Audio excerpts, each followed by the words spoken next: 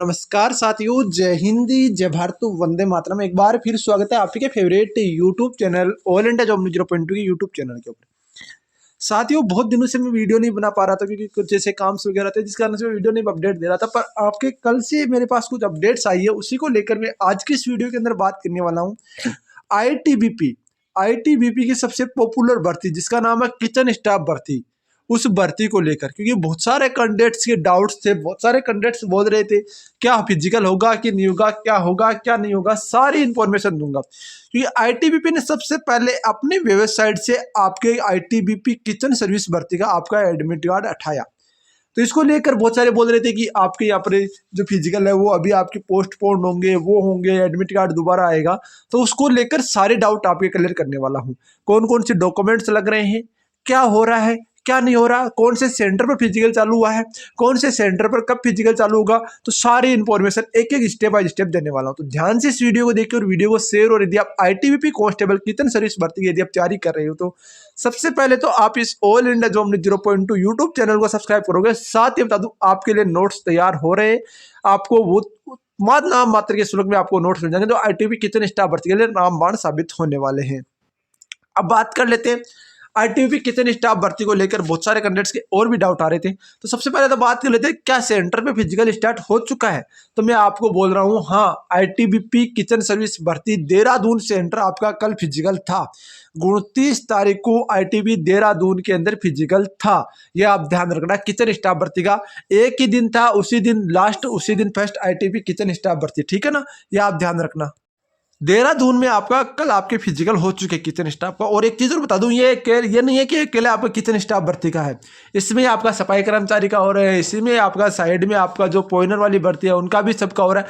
मतलब अलग अलग एक ही ग्राउंड के अंदर 3-4 ट्रेड के फिजिकल सेंटर्स को यहाँ पर बुलाया जा रहा है। एनिमल ट्रांसपोर्ट वालों का यहीं पर हो रहा है। तो बहुत सारे कैंडिडेट्स के डाउट है। अब बात आती है आगे कौन से सेंटर पर होंगे। तो बता दूं आपको, यहाँ पर 11 तारीख से आपके यहाँ पर कानपुर में स्टार्ट है और 13 तारीख यानी कि जो 13 तारीख है, 13 जनवरी, उससे आपके यहाँ पर जो पटियाला पंजाब के अंदर है यूनिवर्सिटी, वहाँ पर आपके स्टार्ट है। तो मतलब आईटीबीपी किचन सर्विस भर्ती के आपकी फिजिकल है वो 3 से 4 दिन टोटली चल रहे हैं। ये चीज़ मेरे को समझ में आ रहा है क्योंकि पटियाला में सबसे ज़्यादा है 13 से लेकर 15 को 3 दिन आपके पटियाला के अंदर चलेंगे। उसके बाद कानपुर के अंदर 2 दिन चलने वाले हैं जहाँ तक मेरे पास इनपुट्स हैं। और इसके अलावा आपके यहाँ पर देहरादून के अंदर कल एक ही दिन में समाप्त हो गए। कितने बच्चे आए, कितने क्या आए, वो बता देता हूँ मैं आपको। देहरादून के अंदर ओनली फॉर किचन स्टाफ के जो बच्चे हैं वो आए 147, जिसके अंदर से आपके जो बच्चे पास हुए ना वो 111 कैंडिडेट पास हुए हैं।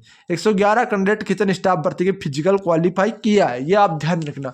अभी सबसे कम कंपटीशन, सबसे lowest competition ITB kitchen staff भर्ती में है। अब बहुत सारे कैंडिडेट्स का एक डाउट आ रहा है डॉक्यूमेंट्स में क्या मांग रहे हैं।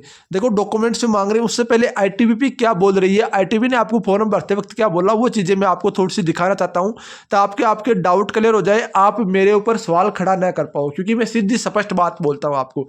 कल को मैं बोल दूंगा आपको ये डॉक्यूमेंट्स चाहिए तो आप बोलोगे सर ऐसा नहीं हो सकता। तो मैं आईटीबी क्या बोल रही हूँ वो चीज़ें आपको दिखा देता हूँ थोड़ी सी। क्या आपने फॉर्म भरा था तो सबके सब पास ये आपको आया था घोषणा पत्र।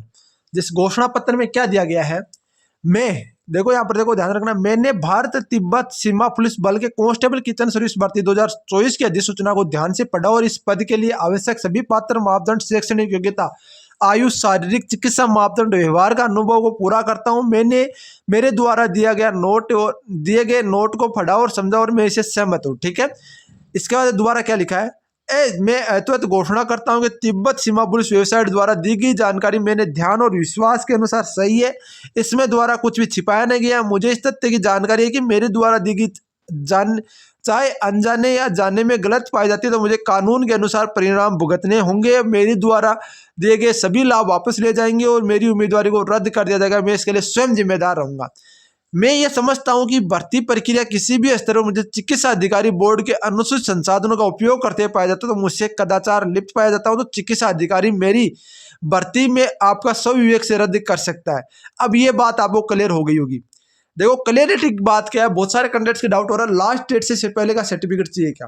देखो, मैं आपको एक सीधी सीधी शब्दों में बात कर रहा हूँ। जो कैंडिडेट ओरिजिनल सर्टिफिकेट है, जिसके पास ओरिजिनल सर्टिफिकेट है, क्या वो इतना पागल है कि वो कैंडिडेट बाहर हो रहा है और आपको नौकरी लेने देगा? कोई नहीं लेने देगा। ये अपने दिमाग से निकाल दो कि आपको नौकरी लेने देगा। यदि आपका फर्जी सर्टिफिकेट है और आपने यदि बाद में भी सर्टिफिकेट किया है तो आपको यहाँ पर दो चीजों का ध्यान रखना है। आईटीबीपी ने खुद ने आपकी जो आपका फॉर्म भरा था उस टाइम एनएसक्यूएफ की डिटेल मांगी थी, आपने उस टाइम डिटेल डाली थी। आप क्या इतनी परमात्मा है, महात्मा है कि आप पहले से बता सकते हो कि मेरा फिजिकल 88% आएंगे, तो आपने 88% डाल दिया। कौन से इंस्टीट्यूट से किया कोई नहीं बता सकता, किसी को पता ही नहीं है। तो वो चीजें आप ध्यान रखना। दूसरी बात, अब यार इतना मैं आपको बता रहा हूं तो आप खुद भी इतने समझदार तो हो कि मैं क्या बोलना चाहता हूं। मैं ये बोलना चाहता हूं कि आप इस भर्ती को आप डिले कर सकते हो। क्यों कर सकते हो? क्योंकि इस भर्ती में जाने से आपके बहुत सारे नुकसान हो सकते हैं। यदि आपके पास फर्जी सर्टिफिकेट है तो क्या नुकसान हो सकता है? फर्स्ट नुकसान आपका, आप इस भर्ती में यदि पकड़े जाते हो तो आपके खिलाफ कानूनी कार्रवाई होगी। कानूनी कार्रवाई, आप गवर्नमेंट के सामने कोई माई का लाल आज तक नहीं जीत पाए तो आप तो हुई क्या चीज। ठीक है। दूसरा नुकसान, आप किसी भर्ती में भर्ती होने के लायक नहीं बचोगे। दूसरा नुकसान। तीसरा नुकसान, आप अपने परिवार को भी नहीं बता सकते, अपने आप को भी नहीं बोल सकते और अपने साथ जो धोखा हुआ उसको भी नहीं बता सकते।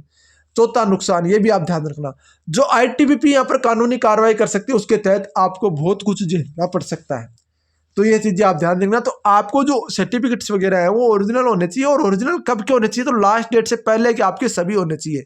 ये भी आप ध्यान रखना। बहुत सारे बोल रहे हैं जाति प्रमाण पत्र बाद का है। जाति प्रमाण पत्र सेंट्रल गवर्नमेंट का यदि बाद का आपके लास्ट डेट का तो आपको जनरल में डाल दिए जाओगे, कोई माई का लाल आपको नहीं बता सकता।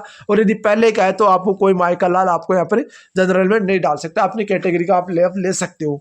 ठीक है। तो ये चीजें आप ध्यान रखना। बाकी आप खुद समझदार हो यार इतने तो। बाकी फिजिकल आपके होने हैं, जैसे फिजिकल से रिलेटेड कोई अपडेट आती है तो मैं आपको अपडेट कर दूंगा। जो भी अपडेट होगी, जो भी कोई जानकारी होगी, आपको भाई आपको जानकारी देने की कोशिश करेगा। आपसे रिक्वेस्ट रहेगी वीडियो को लाइक और चैनल को सब्सक्राइब जरूर करेंगे ताकि मुझे मोटिवेशन मिले और कुछ आपके लिए और बेहतर करने की कोशिश कर सकूं दोस्तों।